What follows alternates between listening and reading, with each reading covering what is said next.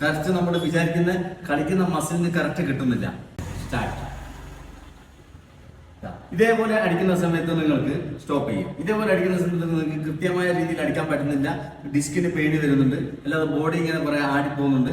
Correct നമ്മൾ വിചാരിക്കുന്ന കളിക്കുന്ന മസിലിന് കറക്റ്റ് കിട്ടുന്നില്ല. കറക്റ്റ് എഫക്റ്റ് ചെയ്യുന്ന രീതിയിലൊരു കളി ഞാൻ കാണിച്ചു തരാം. ശ്രദ്ധിക്കാം, സ്കിപ്പ് ചെയ്യാതെ കാണാം. അപ്പോൾ ശ്രദ്ധിക്കാം.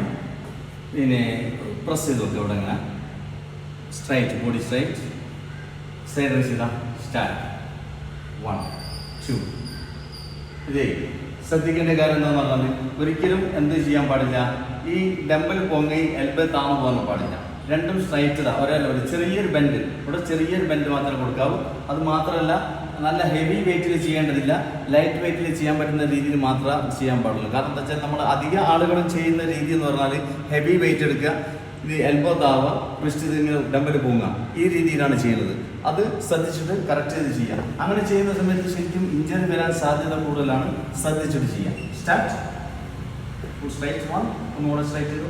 2 3 കറക്റ്റ് 4 5 കറക്റ്റ് കിട്ടും. 6 10 സ്റ്റോപ്പ്. ഇതേപോലെ കറക്റ്റ് ആയിട്ട് വെയിറ്റ്. പിന്നെ അടുത്തത് ഇങ്ങനെ വെയിറ്റ് നിങ്ങൾക്ക് പറ്റുന്ന രീതിയിൽ 15 10 ഇങ്ങനെ വെയിറ്റ് ചെറുങ്ങനെ കൂട്ടി കൊണ്ടുവന്നാൽ മതി. അല്ലാത്ത രീതിയിൽ ഫസ്റ്റ് ടൈം ഹെവി വെയിറ്റ് എടുത്ത് ചെയ്യാൻ പാടില്ല. ശ്രദ്ധിക്കാം.